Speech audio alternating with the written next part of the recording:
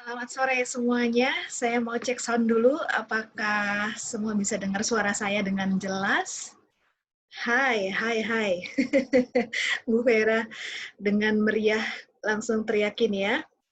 Oke, thank you Bu Vera, Bu Marcelia, Bu Anas, Bu Pipin, Bu Lisa, semua selamat sore. Dan terima kasih sudah berpartisipasi dalam link kuesioner survei tipe tim player yang uh, kita tayangkan kemarin di link yang Living Indonesia dan yang di grup leader. Jadi tujuannya adalah untuk bisa fokus dengan pembahasannya. Jadi hari ini kita tinggal bahas satu demi satu, tidak terdistract dengan harus mengisi lagi. Tadi di awal saya sudah taruh juga di PPT opening jika ada yang belum sempat mengisi. Nah, kenapa tema ini diangkat? Salah satunya adalah bahwa ternyata yang Living sebagai company itu tugasnya memastikan produk tersedia, yang OOS kembali back in stock. Kemudian yang Living memastikan sistem pembayaran, komisi, sistem order, kemudian bonus ataupun promo itu tercipta dan berjalan dengan lancar. Kemudian yang Living juga harus memastikan bahwa produk-produk yang dipasarkan diregistrasi dengan sebagaimana mestinya, tatanan struktural dan fungsi-fungsi korporasi yang Living itu berjalan sesuai dengan regulasi yang berlaku di Indonesia.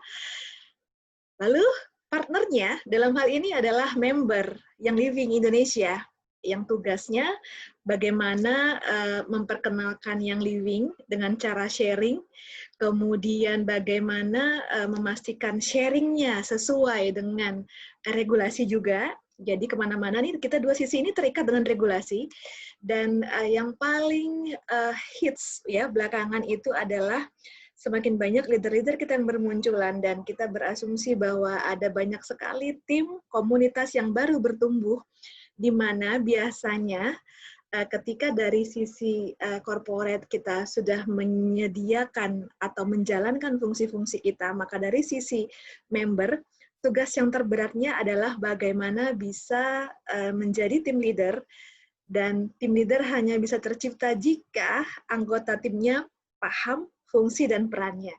Jadi, kuesioner yang kemarin itu diangkat dari kenyataan di lapangan bahwa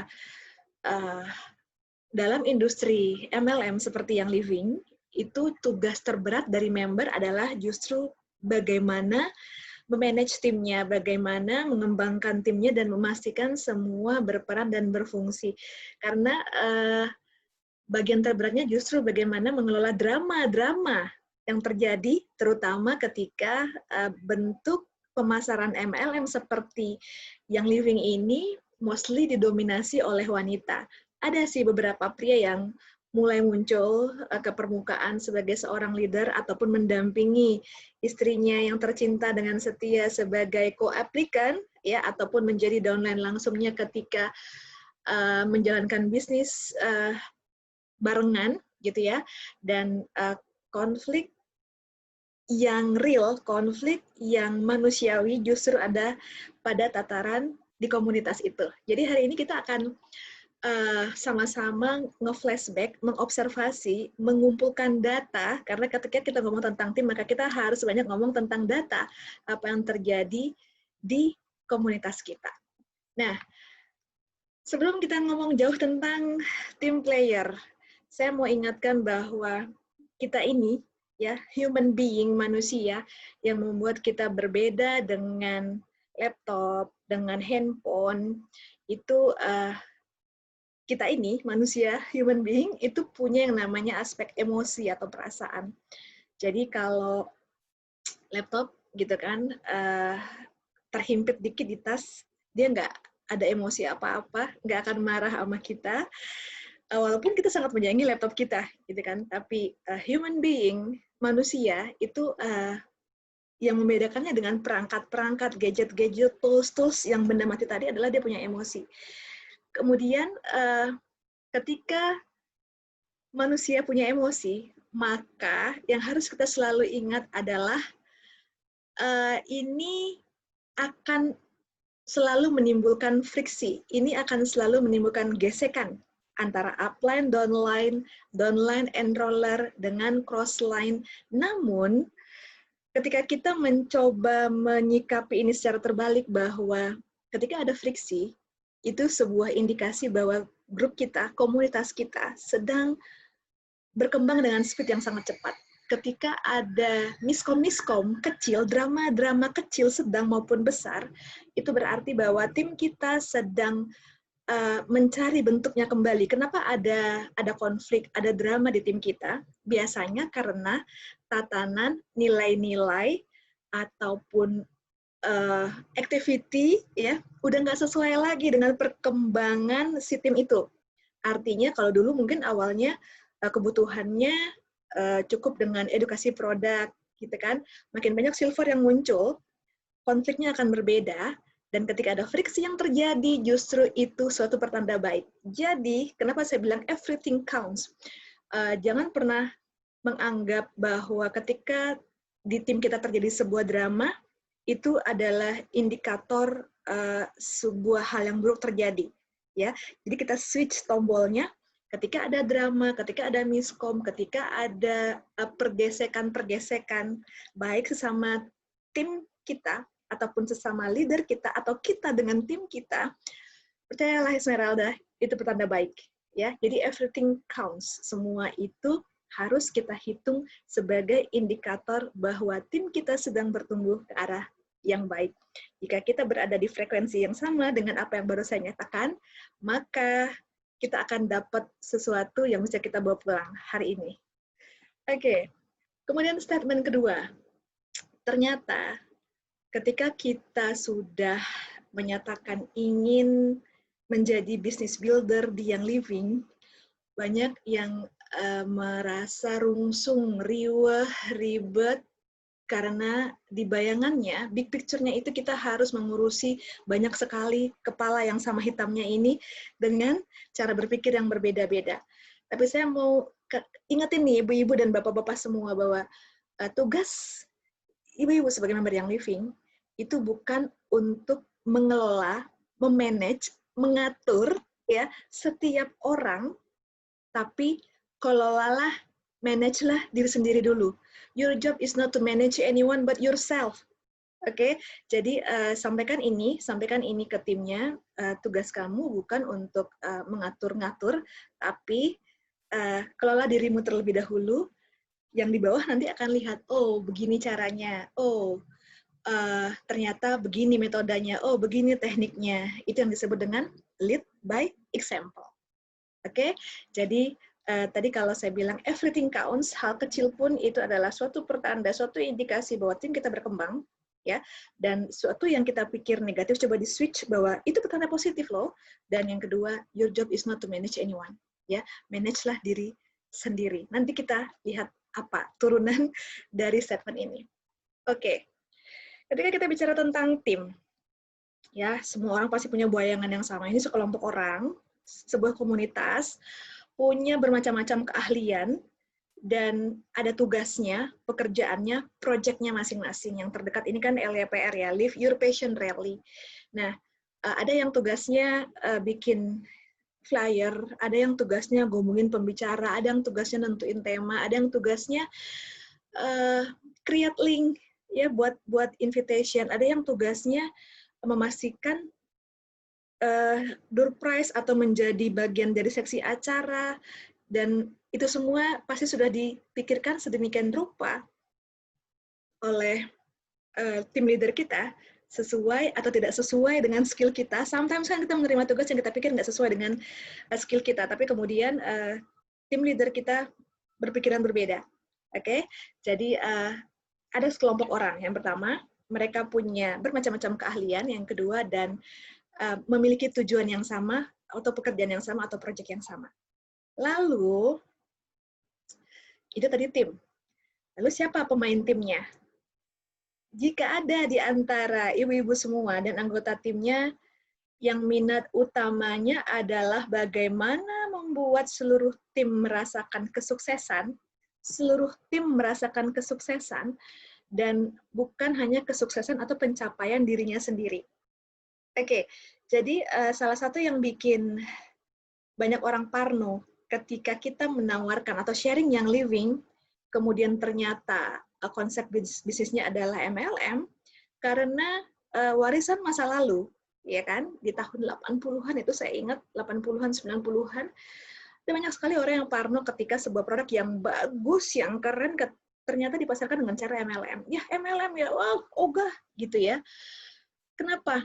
Ada fobia yang tercipta karena ada banyak orang di masa lalu, ya, di 2 dekade, 3 dekade yang lalu, itu berpikir bahwa ketika mau sukses di MLM, maka yang harus disukseskan adalah dirinya sendiri. Oke, alhamdulillah membernya yang living itu terbalik cara berpikirnya. Jadi kesuksesan seorang leader itu hasil akhir, tapi proses awalnya adalah bagaimana membekali semua orang di timnya dengan pengetahuan yang diperlukan, PEP, IR, komplain, ya kan? Nanti akan ada seleksi alam hingga pada akhirnya yang awalnya mungkin 50-50 sampai akhirnya 100%. Declare pengen melakukan bisnis yang living. Nah, dengan cara berpikir terbalik itulah pada akhirnya nanti seorang leader bisa sukses. Jadi, kalau masih menggunakan pola berpikir kuno seperti yang barusan saya sampaikan, ini hanya masalah waktu karena zaman now bukan lagi seorang tim leader bisa memilih anggota timnya, tapi anggota tim bisa memilih tim leadernya. Yes or yes. Nah, kemudian tadi kita bicara tentang definisi pemain tim. Sekarang, apa yang dimaksud dengan dia nggak tim player yang baik, dia bukan pemain tim yang menyenangkan, gitu ya. Ketika mendengar kata-kata itu, ada banyak orang yang berasumsi pasti dia egois, pasti dia nggak komunikatif, pasti nggak enak kerja sama dia, gitu ya.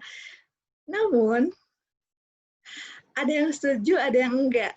Jadi kalau kita tanya tentang apakah dia itu pemain tim yang baik ketika dia nggak komunikatif, apakah dia itu pemain tim yang nggak asik ketika dia nggak enak diajak bekerja sama? Jawabannya tergantung kepada siapa kita bertanya. Artinya, kalau kita bertanya kepada seseorang yang memang berkeinginan untuk membangun tim, ini pertanyaan penting buat dia. Tapi ketika kita bertanya kepada seseorang yang ya dia nggak punya waktu, ya wajar dia terlihat egois gitu, nggak peduli sama tim. Nah, di dunia nyata ini terjadi.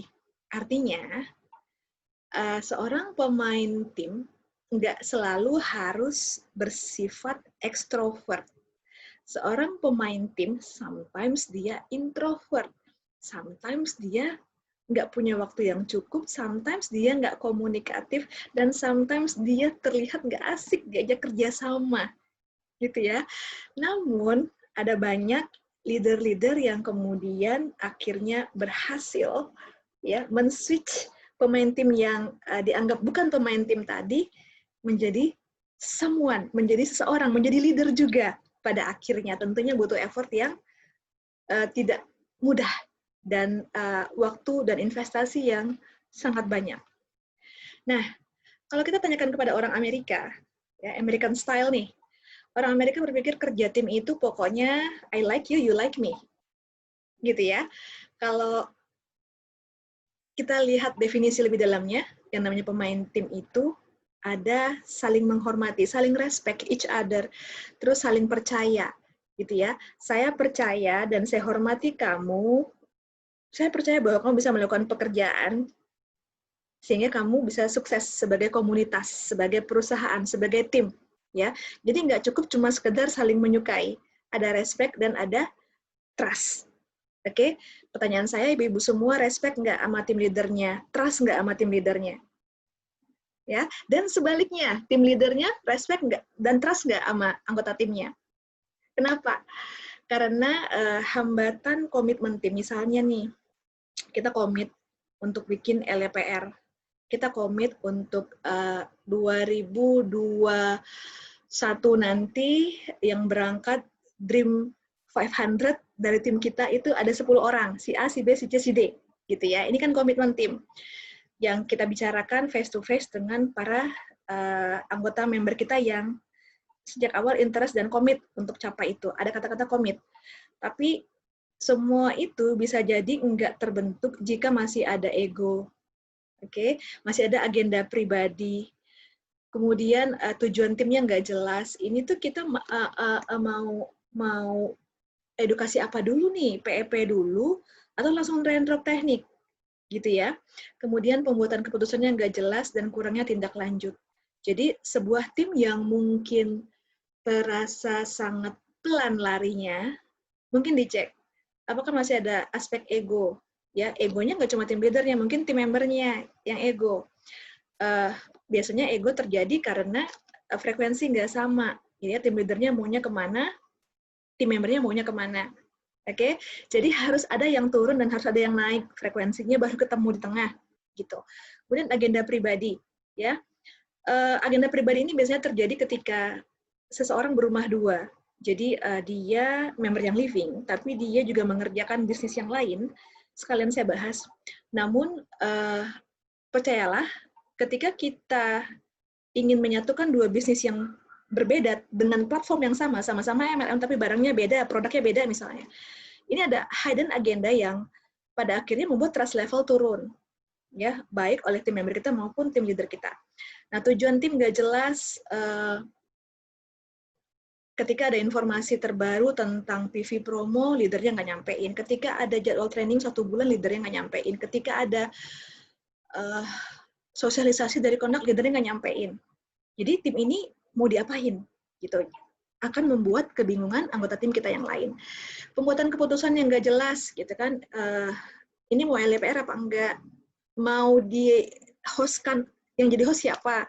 Kemudian target peserta berapa? Jadi ada proses-proses komunikasi, intinya di semua hal hambatan komitmen tim ini yang kemudian akan berpengaruh terhadap semangat, passion, ataupun gairah dari semua anggota tim yang bersama-sama dengan kita. Nah, barusan kita tuh mendengar banyak hal dengan kalimat-kalimat negatif gitu ya. Jika di dunia nyata, di timnya ibu-ibu dan bapak-bapak itu terjadi, saatnya menarik diri sejenak, menetralisir emosi-emosi negatif yang terjadi, prasangka-prasangka, praduga-praduga yang terjadi, dan boleh pilih ya menetralisir emosi negatifnya menggunakan produk essential oil dari kelompok yang mana. Saya kelompokkan jadi 5. Yang aromanya minty, ya biasanya cowok-cowok suka ini. Cewek-cewek juga suka, banyak yang suka. Ada yang dari bebungaan, keluarga sitrus, dari kelompok pohon, rerumputan dan tumbuhan, semak belukar, dan dari kelompok rempah-rempah. Jika kita ingin kemudian memberi semangat, menyegarkan, uplifting mood, pilihlah yang kelompok minty ini, peppermint, spearmint, wintergreen, eucalyptus. Saat kita ingin menetralisir emosi negatif dan kita pencinta aroma bebungaan, kita bisa pilih kelompok bebungaan ini karena secara alami mengandung monoterpenol dan ester yang tinggi, ya. Geng essential oil bebungaan ini bikin kita lebih rileks dan menenangkan. Kemudian keluarga sitrus, tinggi kandungan monoterpen, limonan, dan betapinen. Mereka bikin kita merasa lebih gembira ketika menghirup aromanya. Dan geng essential oil dari batang kayu, rumput, ataupun tumbuhan, ya, ada banyak, tea tree, cedarwood, frankincense, cypress, lemongrass, citronella sage, itu mengandung ester, oksida, dan sesquiterpen. Akan meningkatkan perasaan menenangkan, memperbarui perasaan positif jika kita ingin membentuk komitmen-komitmen baru dengan tim kita. Silakan di-diffuse sama-sama, ya kan meetingnya online ya, jadi di-diffuse bareng-bareng di tempat masing-masing, dan ini juga bikin muncul perasaan grounding. Kemudian geng spice, rempah-rempah, clove, cinnamon, ginger, ya, ini tinggi kadar fenolnya dan sangat berguna untuk menghangatkan dan bersifat menyamankan. Oke, kemudian jika sudah menetralisir emosi negatif, kita kembali lagi ke cerita tentang kenapa sih dulu saya cuman enroll 2, tiba-tiba sekarang tim saya udah 20, 100, 150, 1000 ya. Jadi ada perjalanannya menurut Bruce Tuckman. Pertama, itu adalah tahapan forming. Ya. tahapan forming ini ketika peraturan di tim itu diperkenalkan dan baru dibangun, masih jaim, ya, terus masih hati-hati berbicara, memilih diksi, kemudian saling memperkenalkan satu sama lain, masih seperti orang asing. Itu tahap awal. Ada yang masih ingat ketika baru join sebuah tim dan merasa seperti ini. Kemudian tahap kedua, storming. Anggota tim mulai berani mengkomunikasikan perasaan mereka, happy, senang, gembira. Terus sometimes mereka masih memandang dia tuh orang luar, ya, bagian luar dari tim, dan masih terlihat rejection-nya ketika tim leader menunjukkan kontrol ngatur-ngatur gitu ya, kita masih menunjukkan rejection, dan sometimes kita masih menunjukkan permusuhan. Itu ada di tahapan kedua. Nggak bermusuhan dalam arti bermusuhan, tapi masih jaga jarak. Gitu. Tahapan ketiga adalah norming. Ya, mulai normal, mulai merasa sebagai bagian dari tim, mulai ada sense of belonging-nya, dan di titik ini kita mulai sadar bahwa kita bisa mencapai tujuan jika kita nggak cuman sibuk sama ide sendiri, tapi juga mempertimbangkan pendapat orang lain yang ada di tim kita. Oke, itu tahapan ketiga. Tahapan keempat, performing. Ini adalah tahapan di mana sebuah tim lagi asik-asiknya nih. Tim bekerja dalam atmosfer, saling percaya, saling terbuka. Ini udah nggak ada jaim-jaim lagi, udah menjadi dirinya sendiri masing-masing. Ada yang udah sampai pada tahapan ini, dan lebih fleksibel. Ya, lebih fleksibel, lebih ngertiin gitu. Misalnya ada yang baru melahirkan atau masih ngasih ASI sama anaknya dan nggak bisa meeting jam sekian, atau meeting tapi dengan segala keterbatasan, mukanya nggak kelihatan karena masih kasih ASI gitu kan, tapi dia join sama meeting. Ada banyak sekali pemak-lompat di tahapan ini, ya. Dan hierarki menjadi sedikit lebih penting. Artinya seseorang menyadari bahwa iya, dia kan leader kita, dia pasti lebih berpengalaman dari kita, dia pasti punya jawaban atas persoalan yang terjadi pada tim kita saat ini, gitu ya. Jadi ini konsep dari Bruce Tuckman, dan semoga semua orang yang belum sampai pada tahapan performing ini, timnya akan sampai di situ, dan bagi yang sudah sampai, enjoy the new family, ya. Dan percayalah, walaupun sudah sampai di tahap performing ini, drama-dramanya masih tetap akan ada kok.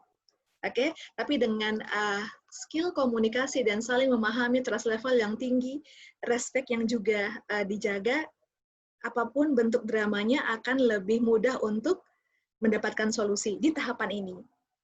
Oke, kemudian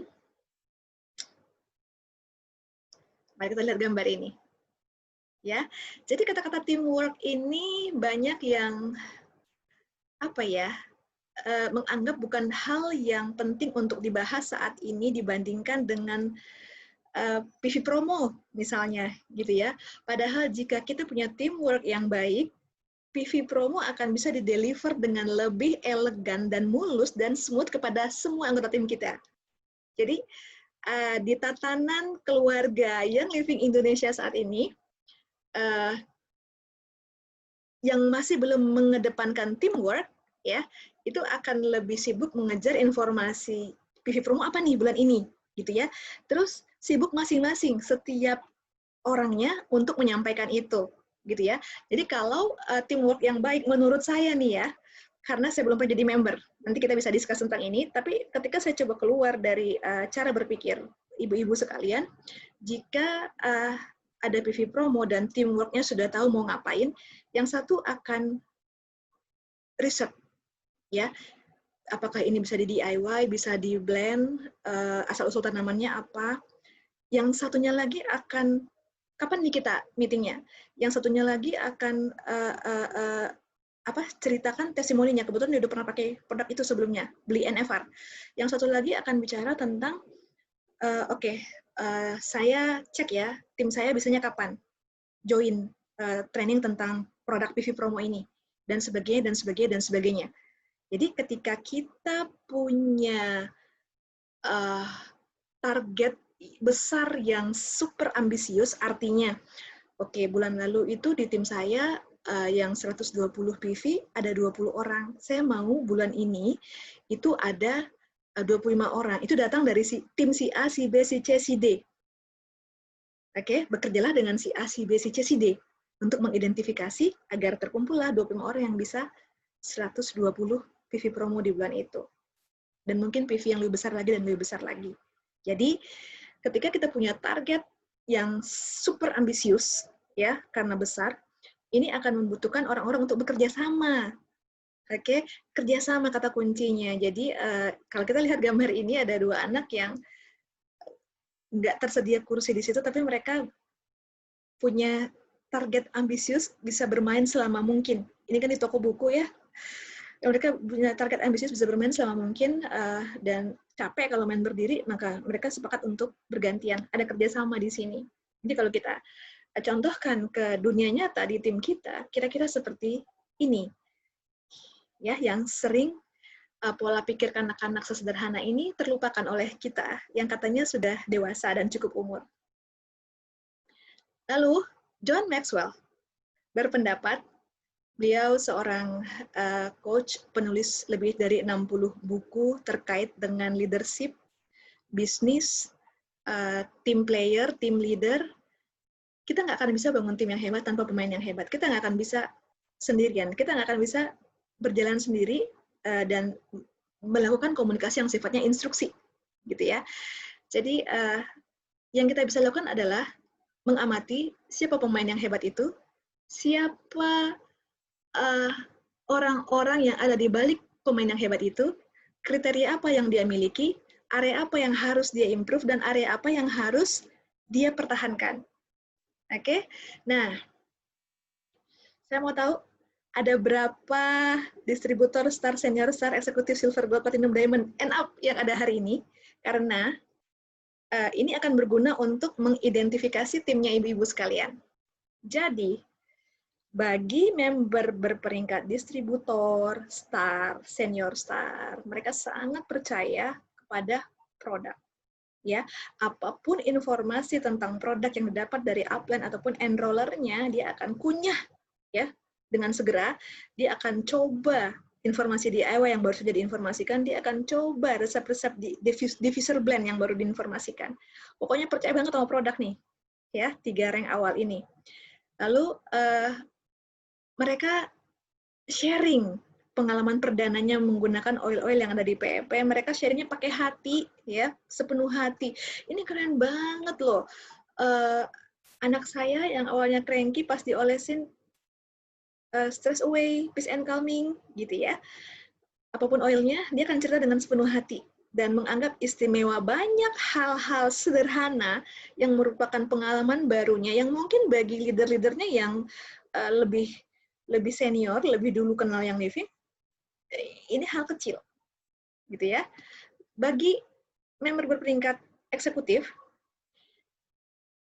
dia sudah sangat percaya sama produk, mulai melirik peluang bisnis, mulai ngudak-ngudak informasi tentang yang living ini siapa, Gary yang siapa, country manager yang living siapa, tim salesnya siapa, gitu ya. Mulai percaya kepada perusahaan, mulai belajar peluang bisnis, ya, mati-matian belajar silver bound, mati-matian belajar compensation plan, dan kondisinya masih sangat butuh panduan, namun mulai percaya diri.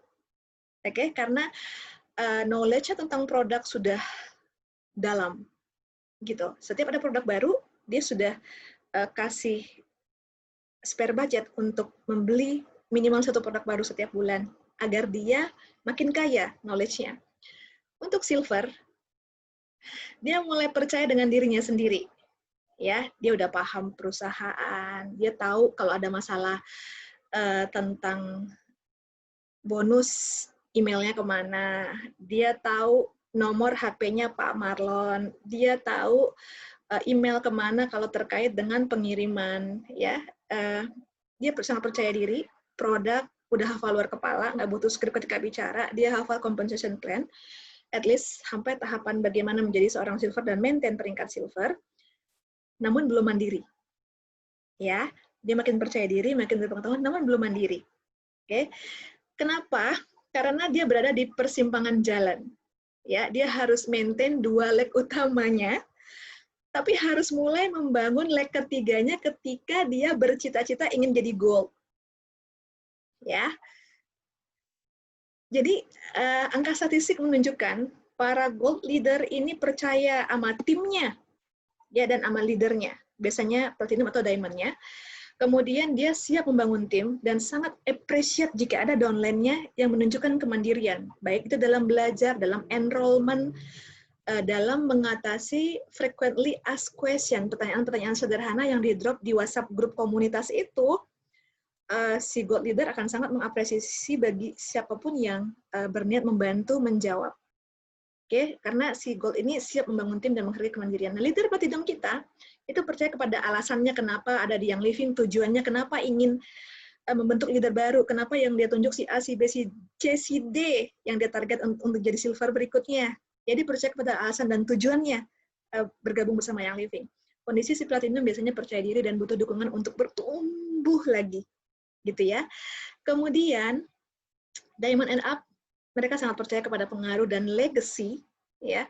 Legacy ini ada banyak hal, style dia memimpin, style dia mengedukasi, kemudian belief-nya terhadap hal-hal yang menjadi strong point, value-nya, gitu ya. Dan kondisinya para diamond biasanya sudah berpengalaman, kompeten, bijaksana, berwawasan luas. Oke, jadi kira-kira seperti ini tahapannya untuk kita kemudian merefleksi kembali ke tim kita, kondisinya apakah benar seperti ini. Nanti kasih input ke saya ya, karena saya belum pernah jadi member nih, jadi ini hasil pengamatan sebulan terakhir.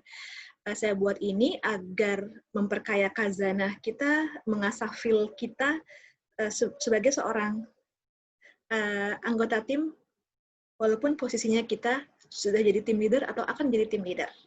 Oke, nah, lalu ini kriteria yang diadaptasi dari bukunya John Maxwell tentang kualitas esensial seorang pemain tim.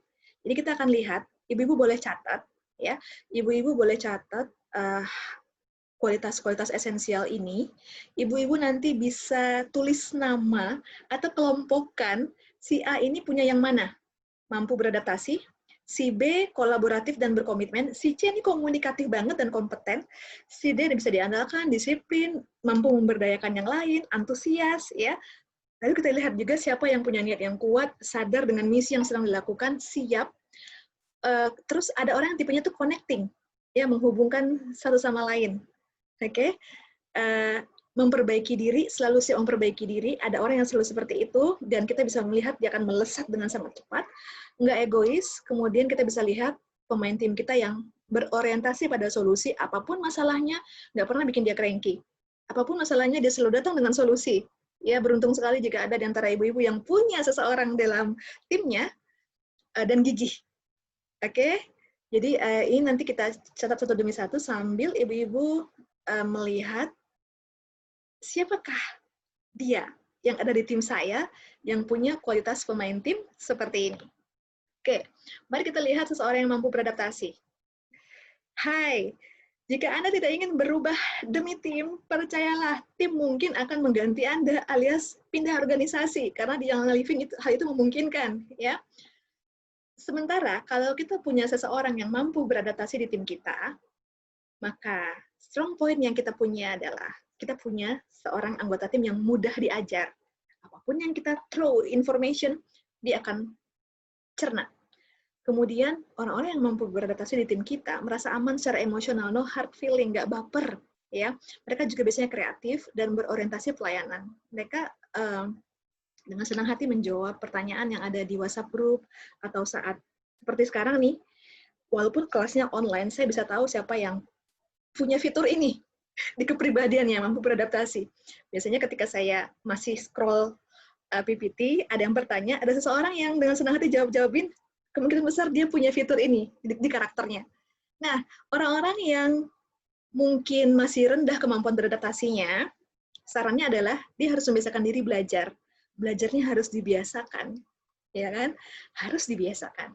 Kemudian kita bisa mengevaluasi peran saya dalam tim ini sebenarnya apa sih, gitu ya.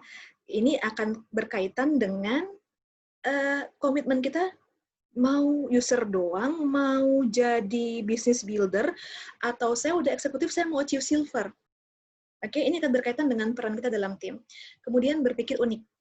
Oke, berpikir unik sehingga kita akan selalu kreatif untuk setiap persoalan, setiap pertanyaan, setiap at least kalau kita nggak bisa jawab, kita tahu kepada siapa kita bertanya.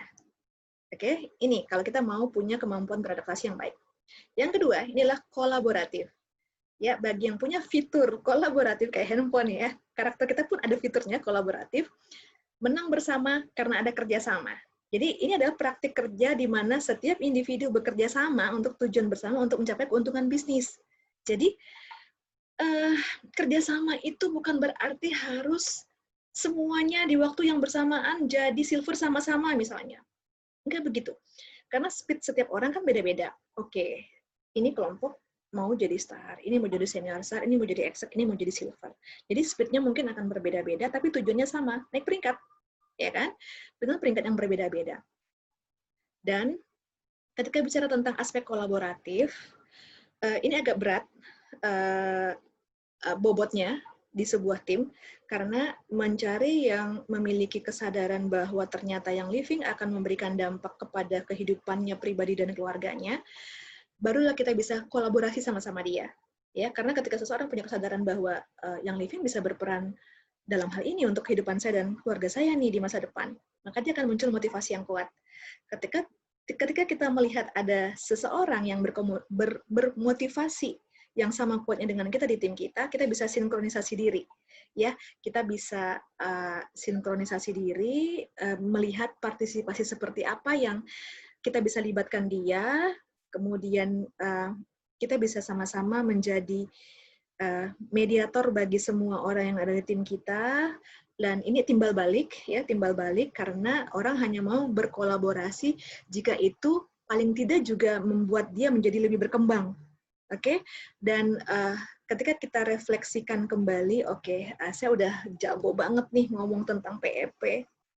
Hasil refleksinya menyimpulkan demikian, maka keterlibatannya akan meningkat lebih banyak lagi, dan ketika kita melihat keterlibatan seseorang meningkat sangat besar di tim kita, ya, dia sangat ingin dengan secara sadar nggak terpaksa gitu ya berkolaborasi dengan kita, maka kita udah tahu siapa calon tim leader kita berikutnya yang ada di bawah kita. Nah, jadi partisipasi, negosiasi untuk mencapai titik tengah, berbagi dan berharap dibagi, ya kan? Nggak bisa seperti lagu Kasih Ibu hanya memberi tak harap kembali, itu nggak mungkin di industri MLM. Jadi berbagi dan berharap dibagi. Bukan soal bagi-bagi apa gitu, tapi ada pertukaran ilmu, pengetahuan, ada pertukaran skill, ya, ada improvement, dan aspek kolaboratif ini akan benar-benar terpakai ketika kita menjadi bagian dari suatu komunitas atau entitas yang bekerja dengan tujuan yang sama. Saya ingin tahun depan tim saya ada 20 yang berangkat Silver Retreat misalnya. Mau nyari yang 19-nya itu kemana? Gitu ya, cari mereka yang punya fitur kolaboratif ini. Oke, jadi ini adalah pemain tim yang sesungguhnya, ya, langka, high value, dan kita bisa lihat mereka berkontribusi, niatnya bulat mau bekerja sama, enggak takut berpendapat, ya. Ada beberapa orang yang ingin menunjukkan sifat kolaboratifnya tapi play safe, nggak mau sedikit aja bertentangan dengan tim leader. Oke, itu akan membunuh jiwa-jiwa kolaboratif. Ya, leadernya harus siap ketika ada pendapat yang berbeda. Tentunya dengan strong reason kita sama-sama belajar. Ya, menghormati dan percaya anggota tim yang lain. Ini orang-orang yang kolaboratif, dan pemain tim yang kolaboratif harus improve di 4 area. Persepsinya, ketika ada yang slow speed-nya, persepsi yang mesti dirubah. Oke, persepsi kita, nggak semua orang punya speed belajar yang sama. Sikap, ya, sometimes orang-orang yang kolaboratif ini terlihat sangat kuat karakternya, dan bagi yang nggak punya self-confidence yang kuat, itu bikin mereka minggir dan mundur teratur.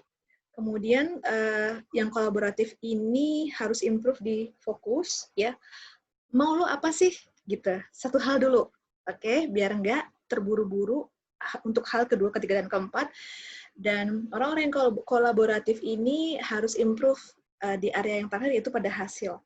Artinya, ketika sesuatu nggak sesuai sama hasil, orang-orang yang kolaboratif harus kita ajak untuk mereview. Kenapa capaiannya cuman 15? Kenapa nggak 10 misalnya? Jadi biar dia nggak gampang kecewa. Oke? Kemudian kita bisa melihat fitur berkomitmen di karakter anggota tim kita. Nggak mudah menyerah, nggak cuman ngandalin tampang yang cantik atau tubuh yang seksi misalnya. Itu kan misalnya talent contest begitu. Tapi dia juga punya kemampuan lain yang bisa digandengkan dengan komitmennya itu. Kemudian dia membuat keputusan dan memfollow up, nggak cuma bikin decision ya udah stop sampai di situ. Dan orang-orang yang berkomitmen ini membuat keputusan berdasarkan nilai-nilai. Artinya jika kemudian ternyata di tim itu banyak yang stay at home mom, maka nilai-nilainya adalah dia akan lebih fleksibel menyesuaikan waktu. Tapi jika ternyata di tim itu lebih banyak working mom, dia juga komit untuk membuat keputusannya berdasarkan nilai-nilai yang ada di timnya itu. Nah, orang-orang yang mungkin belum punya komitmen sekuat dia, itu bisa kita kaitkan komitmen dengan nilai. Apa sih value-nya di tim ini? Gitu ya. Ingin membebaskan benda-benda atau apa ya, sediaan-sediaan yang toksik dari rumah, itu value, ya kan? Komitmennya apa? Harus rajin bikin kelas DIY, ajarin bikin sabun yang natural, ajarin bikin body care yang benar-benar nggak ada bahan yang toksik. Komitmen versus nilai. Kemudian level komitmen ini juga bisa ditingkatkan dengan keberanian ambil resiko. Contoh, oke, saya belum pernah sih bikin LYPR offline dan nggak pernah berani bikin yang kelas online karena ngerasa nggak dapet feel-nya bla bla bla bla bla bla. Seseorang harus ingatkan dia untuk belajar mengambil resiko untuk yang selama ini komitmennya rendah. Karena ketika kita ternyata aman-aman aja dengan resiko yang mungkin terjadi, itu akan bikin komitmen seseorang makin kuat. Jadi kita juga bisa bantu dia dengan mengevaluasi komitmen teman satu tim. Ya, ini tugasnya leader yang harus dilakukan one-on-one sih. Nggak bisa kan ketika kita bahas komitmen dengan 2 atau 3 orang yang berbeda, kecuali mungkin satu pohon. Tapi ketika kita ingin intens bahas tentang komitmen, ini harus dilakukan one-on-one. Komunikatif, oke. Beberapa karakteristik pemain tim yang komunikatif, dia nggak mengisolasi diri. Ya, dia membuat dirinya mudah untuk diajak oleh orang lain berkomunikasi. Jadi, tim yang sehat justru yang banyak tukang protesnya, yang banyak suara, tapi satu hati. Oke, kenapa? Karena komunikasi ini bisa ditingkatkan ketika semua orang punya kejujuran. Kemudian semua orang punya speed, dan semua orang inklusif. Inklusif ini artinya dia bisa mencoba menempatkan dirinya di posisi orang lain. Gitu ya. Semakin kita paham bahwa oh posisinya itu sebenarnya dia kejepit, dia itu terlihat salah karena ternyata A, B, C, D. Inklusif cara berpikirnya. Nggak selalu memakai cara pandang diri sendiri dan menganggap dirinya benar. Selalu. Gitu ya. Lalu, kompeten. Peringatan, wahai member yang Living Indonesia. Jika kita nggak bisa suatu hal, tim kita nggak akan bisa. Pada awalnya kita memang bisa beberapa hal. Tapi ada beberapa hal yang menunggu untuk kemudian bisa kita kuasai. Contohnya apa? Compensation plan. Ya, contohnya apa? Compensation plan. Kenapa? Kalau soal produk saya yakin dan percaya sejak awal ibu-ibu semua, bapak-bapak semua gabung di Young Living yang pertama kali dipelajari adalah produk. Ketika kita kembali bicara tentang kompetensi, kompeten ini bukan hanya mampu, ya, bukan hanya cukup mampu gitu untuk melakukan sesuatu. Kompeten ini harus sangat memenuhi syarat. Oke, kompeten ini sebuah journey, sebuah perjalanan. Artinya nggak bisa langsung dicapai dalam waktu singkat. Jadi tadi kalau kita lihat hierarki cara berpikir member yang living berdasarkan rank, Itu terjadi karena journey dari kompetensinya memang harus seperti itu, gitu ya. Jadi pada akhirnya dia akan sangat memenuhi syarat untuk melakukan pekerjaan dengan baik. Jadi di level distributor SAR dan senior SAR itu memang member kita, anggota tim kita sangat kompeten untuk berbicara tentang produk. Oke. Kemudian untuk meningkatkan level kompetensi harus fokus secara profesional. Jangan hiraukan hal kecil. Ya, drama-drama kecil minta mereka tim kita menyelesaikan. Jika kan hal kecil ya, harusnya bisa diselesaikan. Jika benar-benar ternyata besar, baru kita turun tangan. Oke, kalau nggak kita akan terlihat nggak kompeten, harus mengelola hal-hal kecil yang seharusnya bisa diselesaikan.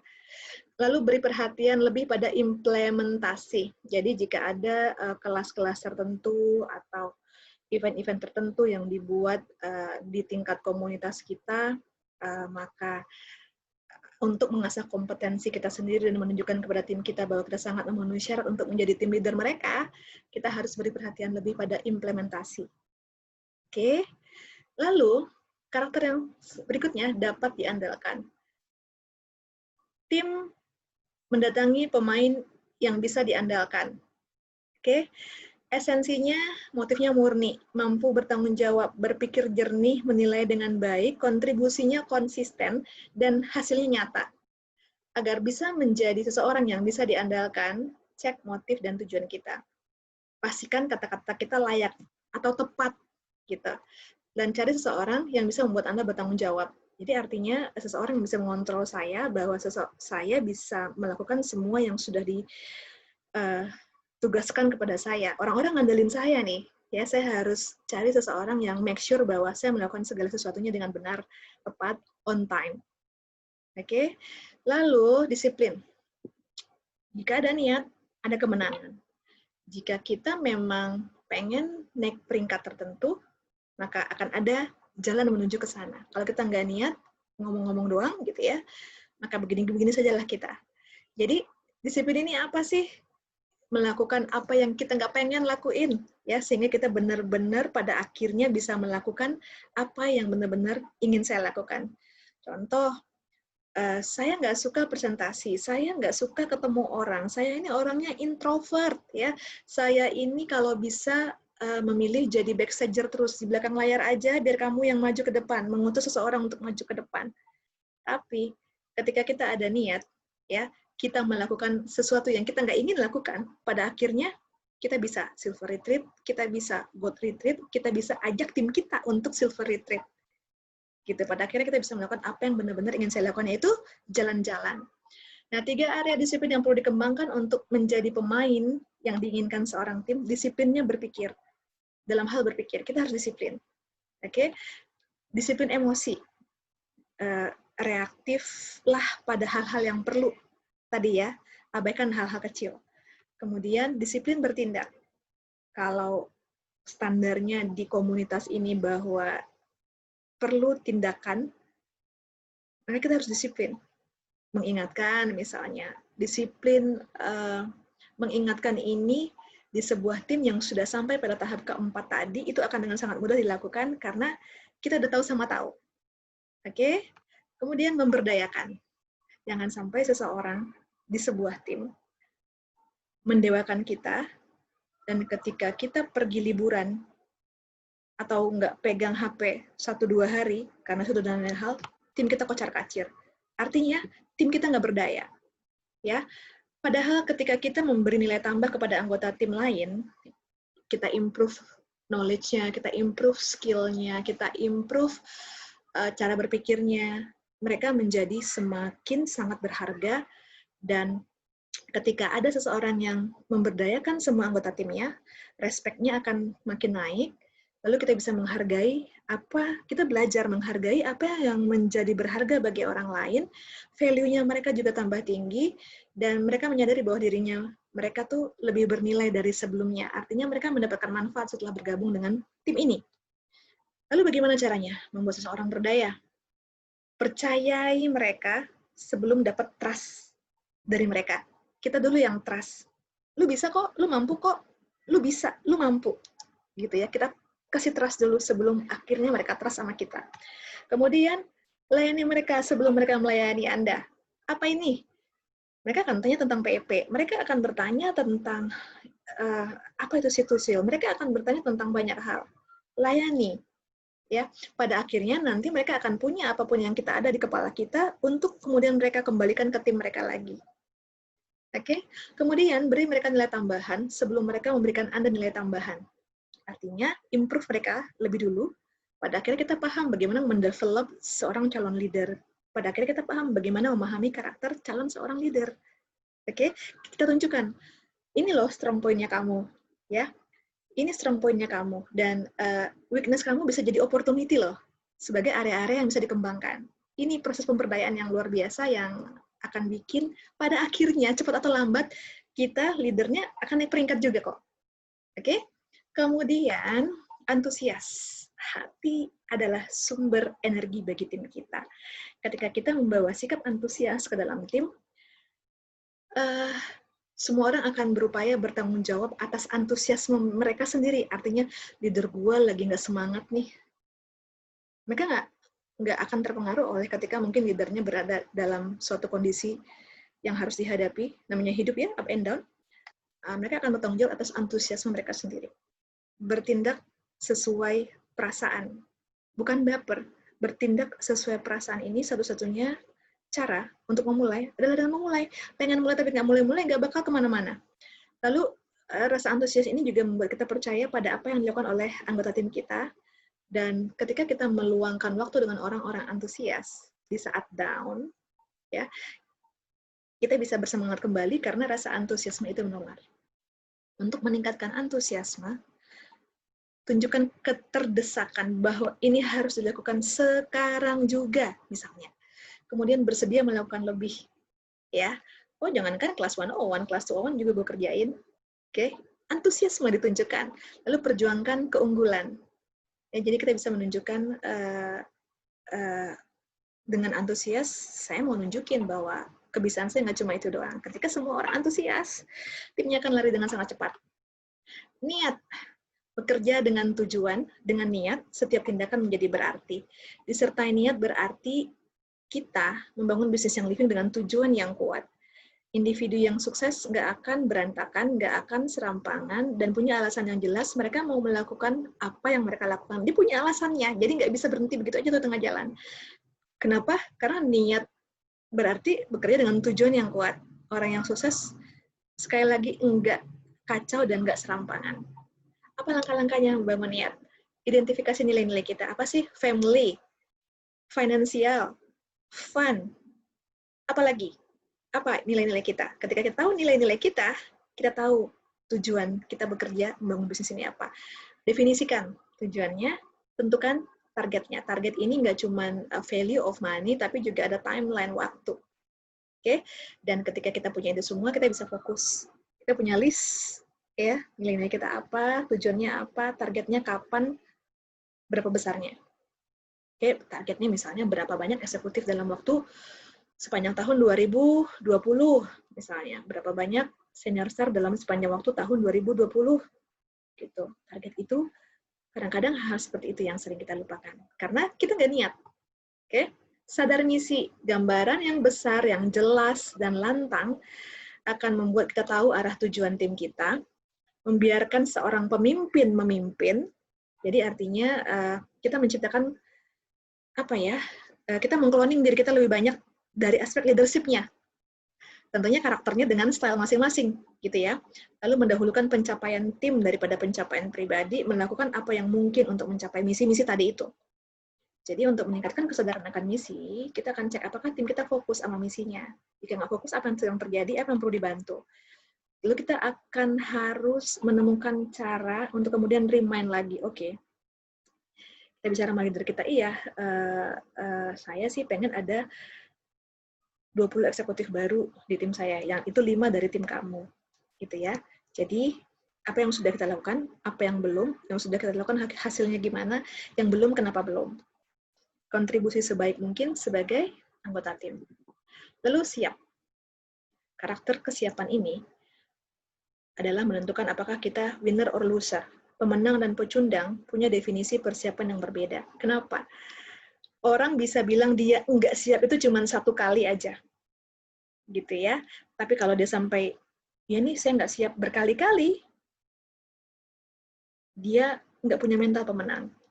Jadi untuk menjadi tim yang lebih siap terhadap berbagai hal, kita harus punya penilaian sendiri, penyelarasan, sikap yang jelas, dan tindakan yang terstruktur. Jadi agar kita lebih siap, jadi pemikir sebuah proses. Prosesnya tuh dipikirin, jangan mau hasilnya doang, lebih banyak riset, ya, lebih banyak riset supaya kita siap ngebahas PEP ini. Kita bisa riset sih, risetnya nggak usah jauh-jauh ke teman setim, ke upline, ya. Upline kita kan ada banyak tuh di atas, kita bisa lakukan riset. Mereka tuh pakai PEP selama ini untuk apa aja sih, ya? Belajar dari kesalahan. Kesalahan apa yang sudah kita perbuat, jangan jadi sekedar kesalahan, tapi meningkatkan kesiapan kita di masa yang akan datang. Penghubung, jika kita pandai bergaul, mereka akan berjalan sama-sama kita. Jadi, tim yang sehat menginginkan ada beberapa orang yang relasional di dalam tim itu. Jadi kualitas ini dalam tim kita seseorang yang hormat, terus terhubung karena persamaan pengalaman, percaya, timbal balik, take and give, dan senangnya sama-sama, happy-nya sama-sama. Untuk menjadi penghubung yang lebih baik, fokus pada orang lain, jangan cuma diri sendiri, ajukan pertanyaan yang tepat, terutama ketika say hi kepada orang-orang baru, ya, hindari pertanyaan-pertanyaan yang bikin awkward moment, gitu ya. Berbagi pengalaman yang serupa. Kalau ternyata sama-sama mamah muda anak baru satu, Mahmud Abbas, silakan cerita tentang pengalaman ngurus anaknya. Jika ternyata sama-sama ibu dari seorang remaja, boleh cerita tentang itu. Jika ternyata pernah tinggal dan singgah di kota yang sama, bisa cerita tentang resto yang enak di kota itu di mana aja, misalnya. Oke, kemudian perbaiki diri. To improve the team, improve yourself. Orang yang selalu memperbaiki diri melewati 3 tahapan. Dia punya persiapan, dia selalu melakukan kontemplasi, saya udah ngelakuin apa aja, gimana hasilnya, gimana dampaknya sama tim saya, diaplikasikan kembali hasil kontemplasinya itu. Untuk memperbaiki diri, seseorang harus mudah diajari. Ya, harus merencanakan kemajuannya. Iya, saya mau nanti di Agustus, at least saya udah paham nih, silver bound. Menghargai peningkatan diri lebih daripada promosi diri. Apresiasi diri sendiri daripada sibuk pencitraan. Lalu tidak egois, ya, tidak ada saya dalam tim. Sebagai anggota tim, bagaimana Anda bersikap tidak egois, murah hati, hindari politik internal, tunjukkan sikap setia, pilih saling ketergantungan daripada kebebasan. Oke, jadi nggak egois ini bisa dilakukan jika kita mempromosikan anggota tim kita terlebih dahulu daripada kita mempromosikan diri sendiri. Ambil peran bawahan kita, ini juga lead by example, ya, dan memberi diam-diam tanpa diketahui anggota lain. Memberi ini nggak selalu harta benda, ya, ilmu pengetahuan itu juga pemberian yang maha dahsyat bagi seseorang di dalam tim kita. Lalu berorientasi solusi. Orang-orang yang berorientasi pada solusi ketika di timnya ada masalah, ada drama, ada miskoman, masalah itu adalah perspektif. Oke, semua masalah itu bisa dipecahkan kalau kita mau, dan masalah itu bisa menghentikan kita atau memperkuat kita. Oke, tentunya kita pilih bagaimana caranya agar masalah itu makin memperkuat hubungan kita dengan sesama tim. Nah, sebagai pemain tim yang berorientasi solusi, kita menolak untuk menyerah. Kita fokus ulang pemikiran kita dan pikirkan ulang strategi. Ini benar belum ya?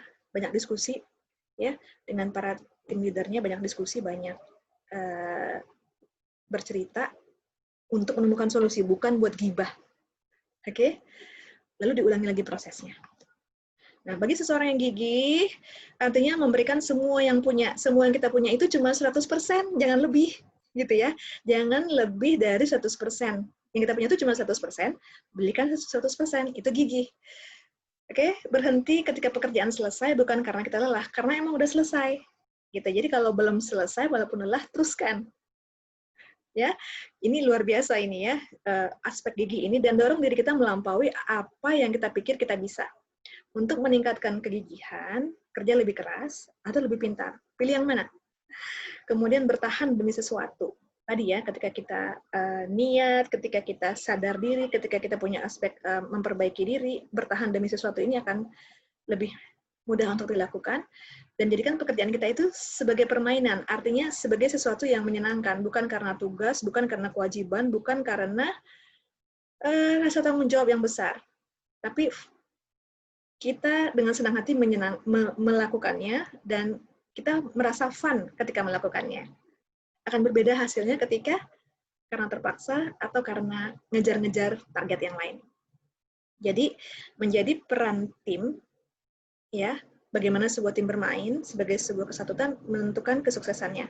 Mungkin kita punya sejumlah orang yang hebat di dunia komunitas kita, tapi jika mereka nggak bermain bersama kita, kelompok itu nggak akan ada artinya. Oke, jadi begitu pembekalan untuk menilai kualitas pemain tim kita. Dan mari kita lihat hasil kuis Parker Team Player Survey kita. Saya melihat masih ada beberapa yang miss, ya. Jadi satu pertanyaan itu ada 4 jawaban. 4 jawaban tersebut diberi nilai. Nilai 4 adalah yang paling sesuai dengan kita, baru 3, 2, 1. Karena masih ada yang isinya 4 semua, atau 3 semua, atau 1 semua. Gitu. Jadi hasil dari survei Parker Team Player ini, jika ada angka tertinggi yang mirip-mirip, dengan asumsi cara ngisinya benar ya, anggap 2 hal itu sebagai gaya utama kita. Sementara nilai yang terendah itu menunjukkan gaya aktif paling minimal. Jadi gaya utama ini menentukan serangkaian perilaku yang paling sering yang kita tampilkan sebagai seorang anggota tim. Jadi bukan berarti ini adalah satu-satunya gaya yang kita gunakan. Kita akan memvariasikan 4 gaya yang terdapat di Parker Team Player Survey ini, dan kita semua memiliki kemampuan untuk menggunakan salah satu dari 4 gaya ini. Dan sometimes kita mengganti-ganti gaya kita sebagai team player itu juga tergantung siapa tim leader kita. Ya, kalau di kantor tergantung nih bosnya gimana nih tipikalnya gitu. Dan berlaku sama dengan komunitas kita di Young Living, kita akan menggunakan gaya tim leader kita seperti apa nih, ya, sadar nggak sadar, dan kita hanya menggunakan satu gaya lebih sering dibandingkan yang lain, dan itu saat ini adalah gaya utama kita. Oke, mari kita lihat berapa banyak yang hasilnya adalah kontributor, poin tertingginya. Jadi si kontributor ini tuh berorientasi tugas, rajin anaknya, ya. Kontributor ini senang memberikan informasi teknis dan data kepada timnya, melakukan PR-nya, mendorong tim untuk menerapkan standar kerja tertinggi, menggunakan sumber dayanya dengan bijak, ya, skill apapun yang dia lakukan dia akan share. Dia tuh pokoknya pengen berbagi, berkontribusi. Dan banyak orang melihat si kontributor ini bisa diandalkan, dan meskipun mereka ini adalah orang yang dipercaya, kadang-kadang si kontributor ini terlalu berlama-lama dalam detail atau data. Yang lain udah bosen gitu kan, pengen cepat selesai, dia masih aja ngurusin data. Nah, kontributornya nggak melihat gambaran besar atau kebutuhan akan iklim tim yang positif. Dia nggak peduli sama drama, dia nggak peduli ada yang baper-baperan, dia nggak peduli lagi ada yang bertengkar karena miskom. Pokoknya dia sajikan data. Ya, dia berorientasi banget pada tugas. Nah, kontributor ini most of the time melengkapi semua pekerjaan rumah tim tepat waktu, orangnya efisien, dan no hard feeling membagikan semua informasi, materi yang dia punya, dia bagiin semua. Oke, dan kenapa? Dia pengen mendorong tim untuk menetapkan standar kinerja tertinggi. Dia memberikan pelatihan, informasi, ya. Dia tuh sering jadi mentor, kalau ada member baru dapat diandalkan untuk melakukan apapun yang kita minta. Namun, sometimes kontributor ini sibuk dengan data-data dan laporan yang terlalu panjang, terus standar kinerjanya emang tinggi banget, dia nggak peduli apa tujuan atau karakter tim, tapi yang penting dia berkontribusi, dia kurang sabar dengan iklim tim dan masalah proses, dan hey kontributor, ayo sabarlah, belajar bersabar dengan anggota tim yang mungkin speed-nya nggak secepat Anda. Jadi kalau kita melihat ada seseorang yang sistematis, mahir, efisien, pragmatis, bisa diandalkan, dia kontributor. Hal yang harus diimprove dari seorang kontributor, dia terlalu hati-hati, dia kaku, dia seorang perfeksionis, sangat mengandalkan data dan berpandangan pendek. Yang penting ini saya sajikan dulu, pokoknya datanya sekarang seperti ini. Ya, hai, siapa yang kontributor? Next, kolaborator. Oke, kolaborator dari namanya, dia berorientasi target. Dia mengarah pada tujuan, dia melihat visi, misi, tujuan tim ini adalah hal yang penting, dia fleksibel, terbuka terhadap ide-ide baru, bersedia melakukan pekerjaan yang bukan di tanggung jawabnya, ya, dan dia rela berbagi pusat perhatian dengan anggota tim lain, jadi dia nggak seperti si kontributor yang ingin mungkin tampil dominan, dia rela berbagi pusat perhatian dengan anggota tim lain. Terus walaupun ada banyak orang melihat si kolaborator sebagai gambaran yang besar, tujuan yang besar, kadang-kadang dia gagal mengingat kembali tujuan dari tim ini apa sih? Terus kolaborator ini sering nggak memberi perhatian terhadap tugas-tugas dasar tim. Dia sering mengabaikan kebutuhan individu anggota tim yang lain. Jadi most of the time, kolaborator ini membantu tim untuk menetapkan tujuan, sasaran, dan rencana aksi. Dia suka rela bantu siapapun yang butuh bantuan. Dia suka rela bekerja di luar peran yang telah ditentukan, ya, bersedia berbagi pusat perhatian, bekerja keras untuk mencapai tujuan tim, bahkan walaupun anggota tim lainnya tuh nggak setuju dengan cara yang udah mereka lakukan.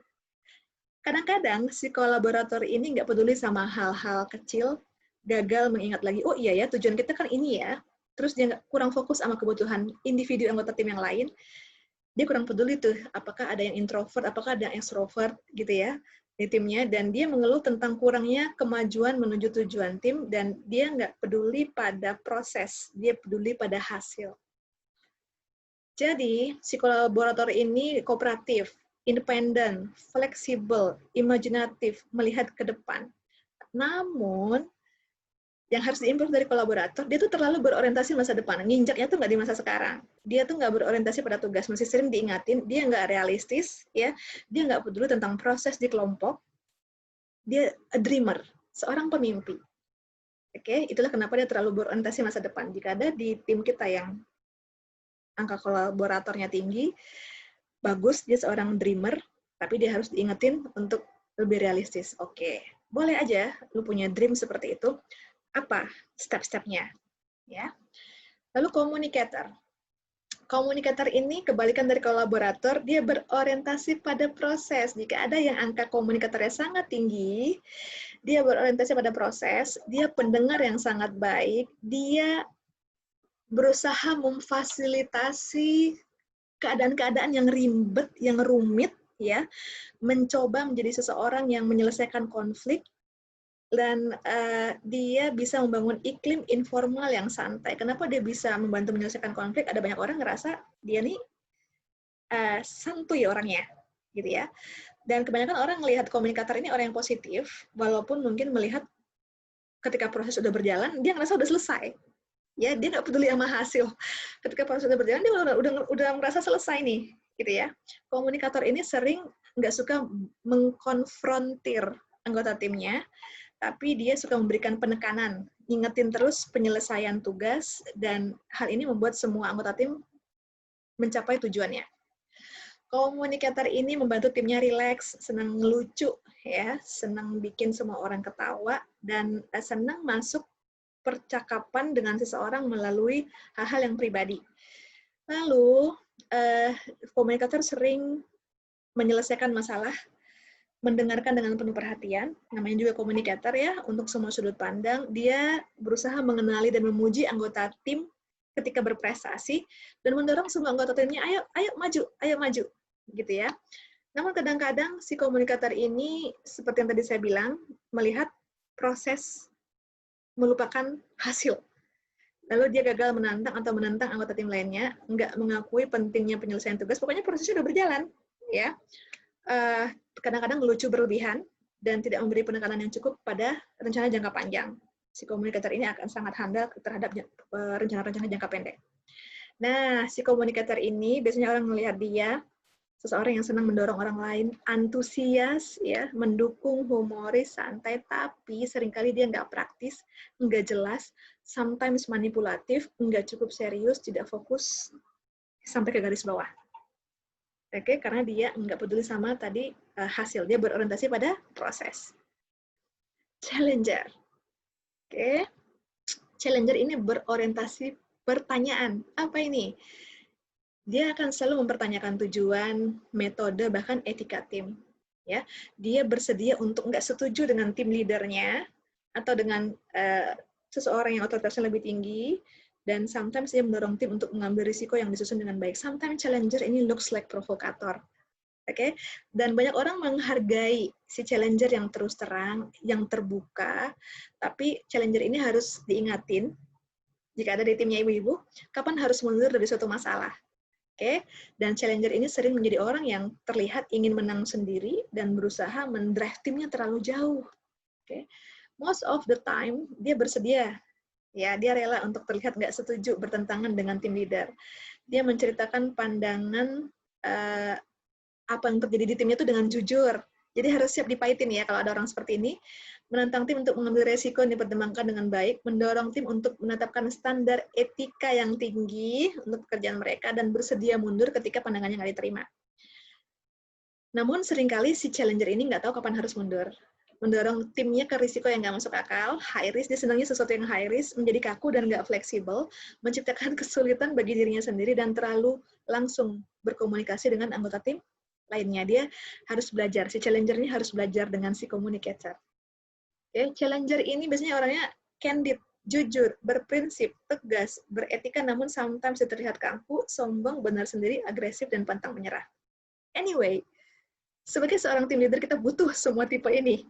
Ya, kita butuh semua tipe ini karena kekuatan si challenger menjadi kelemahan bagi si kolaborator, ya kan? Dan sebaliknya. Jadi nggak ada yang salah, nggak ada yang benar, karena ini adalah sesuatu yang akan memperkaya tim kita. Nah, essential oil favorit untuk best team player itu bisa rosemary, ya. Dia bisa meningkatkan produktivitas dan konsentrasi. Rosemary ini sering membantu membangkitkan, menstimulasi pikiran dan memori. Sangat membantu jika kita butuh konsentrasi yang mendalam. Oil yang kedua bergamot, ya, aroma khas seperti aroma teh Earl Grey. Terus terbukti memiliki kualitas uplifting mood yang signifikan. Jika kita membutuhkan pembersih ruangan dengan aroma yang menyenangkan, bergamot bisa ditambahkan ke dalam di semprotan pembersih. Lagian siapa sih yang nggak terkesima karena aroma jeruk yang segar dari bergamot. Geranium, ini bunga mewah yang sempurna untuk seseorang flower lover di tim kita. Bisa mengangkat suasana hati, dan geranium menawarkan seperti berada di kebun bunga di musim semi, di tengah hari-hari yang suram dan kelam. Apaan sih? Lemongrass.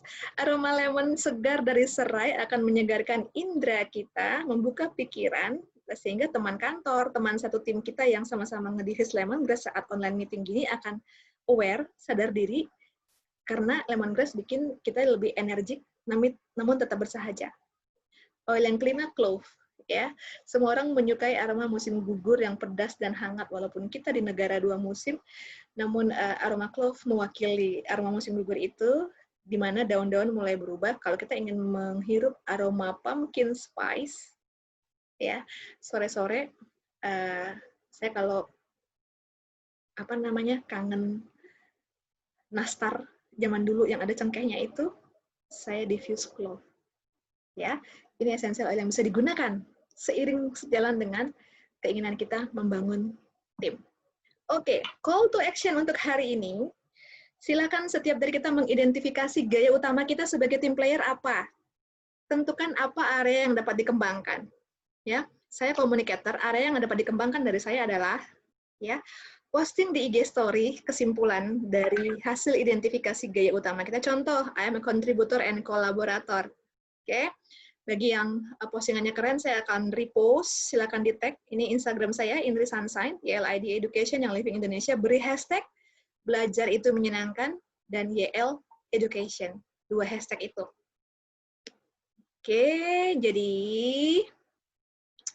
dari saya terakhir, the only way to succeed at network marketing is to be a good leader.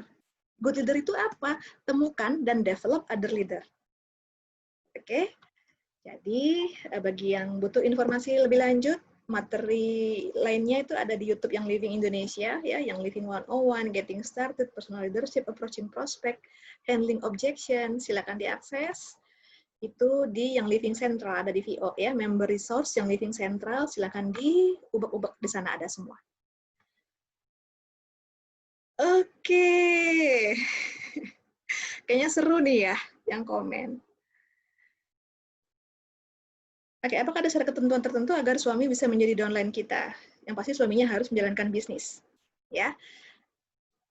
Survei yang harus diisi. Oke. Dari Bu Yani Kumalasari, keren deh statementnya. Statement yang mana? Alhamdulillah, ya, respect, trust, assalamualaikum, waalaikumsalam, I love my team work dengan semua dramanya. Yes, harus embrace the drama ya, embrace the drama, terima. Belum tahu HP-nya Pak Marlon? Oke. Dari Bu Chandrina Kapitan, pengamatan analisis karakter leader kok bener banget. Alhamdulillah ya. Ini sebulan mikirinnya. Alhamdulillah kalau benar. Jadi bisa diaplikasikan ya, Bu Chan. Thank you loh sudah hadir. Dari Bu Yellow Family, kalau boleh kasih input ya Bu, kemandirian member tidak bisa kita ukur dari rank sih Bu. Banyak kok teman-teman yang sudah sangat mandiri sejak dari posisi eksekutif. Setuju, ini yang saya tunggu. Dari Yellow Family, ya, saya ulangin ya, kemandirian member nggak bisa diukur dari rank. Saya setuju banget sama ini. Jadi yang tadi itu adalah kondisi rata-rata, dan saya tahu ada banyak sekali yang mandiri sejak awal, walaupun ranknya belum eksekutif. Hai Bu, I love you. Ya, dari Bu DP, bahkan dari distributor juga udah banyak yang mandiri. Ya, saya setuju sama Bu DP dari Yellow Family. Dari Ibu Iren Karyadikal Outland dan lain-lain semuanya nggak kooperatif, apa yang harus kita lakukan? Semuanya nggak kooperatif, mungkin ada yang salah sama kita, Bu Iren. Kalau semuanya nggak kooperatif, kita dong yang kita ngerasa kita kooperatif, mungkin kita yang harus introspeksi. Please correct me if I'm wrong ya, Bu ya. Dari Ibu Pita, mungkin Mbak Iren harus mengubah sedikit cara komunikasinya dan motivasinya. Thank you inputnya Bu Pita. Dari Bu Ngora, terima kasih banyak Bu Indri selama menjawab pertanyaan-pertanyaanku tentang compensation plan. The sweet of you. Dari Bu Sinta, nggak kooperatif gimana Kak Iren? Oke, ini silakan dikomunikasikan dengan tim ya Ibu Iren. Dari Bu Sinta, nggak apa-apa Kak, butuh info apa? Dari LID lengkap, bukan VO dan DL Sentral. Banyak banget, pasti bisa. Yes, banyak banget. Setuju sama Ibu Sinta. Dari Bu Sinta, thank you Bu, udah diberi semangat Bu Irennya ya, nggak apa-apa, bisa dikejar kok ilmunya. Dari Bu Ratna, ubah pertanyaan dari why jadi what. Keren banget. Ubah pertanyaan dari why jadi what. Dari Bu Muara, kalau Kak Iren tahu leader atasnya lagi, bisa coba ke atas lagi, ke atas lagi. Memang kadang membaca saja membingungkan, iya. Bu Muara mengalami sendiri ya, perjalanan ini berliku-liku, yang penting niatnya harus belajar. Ada statement, ini private, bagus banget penjelasannya, kena banget buat aku. Thank you Ibu, semoga bermanfaat. Dari Ibu Oil for Daily, hai, lihat di VO, my account, kontak upline atasnya, bisa di email ya. Jadi semoga rekaman ini bisa di-share buat semangat member-memberku Kak. Siap. Gak pernah diajak komunikasi sama upline, gimana tuh? Kita mulai duluan, jangan menunggu. Ya, tadi itu ada ide yang bagus banget. Lihat di akun kita di VO, siapa sih upline atas kita, di email. Ya, ajak ngomong duluan, Bu Sinta, we love you. Kalau nggak punya mental pemenang, ada tips. Mental pemenang, it's in our DNA, kata beberapa orang. Tapi ada banyak orang yang kemudian karena situasi harus jadi pemenang, dia nggak punya pilihan lain.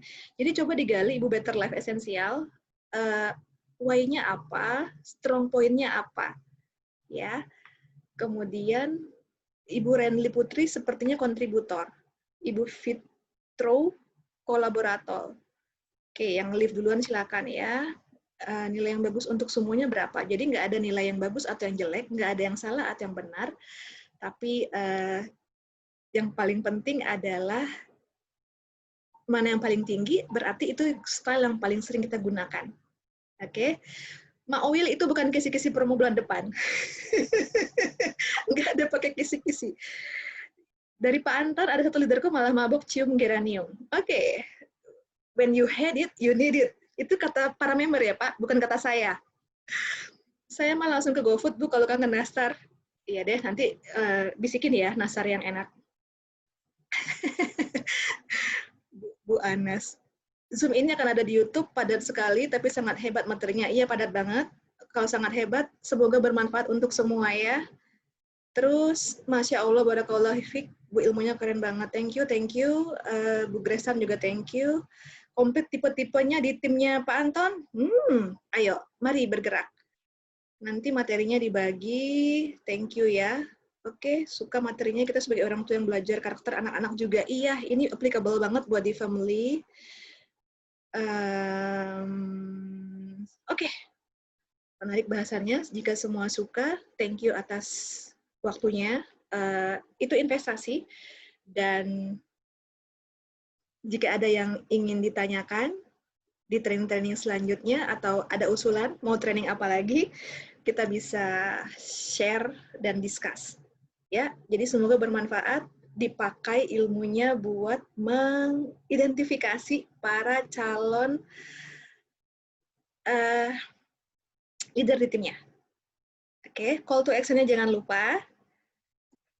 Ibu Laurencia Liana kasih love sama saya. Ya, thank you Bu Anas, Mak Will. Ditunggu usul materi cara membaca virtual office. You can read my mind ya Bu Sarah. Bulan depan insya Allah ada di minggu keempat. Oke, jadi pantengin terus jadwal kita di YouTube yang Living_Indonesia, itu ada jadwal setiap bulan. Silakan dipantengin, ada materi apa lagi. Semoga bermanfaat. Salah-salah kata mohon dimaafkan. Terima kasih. Selamat sore. Assalamualaikum.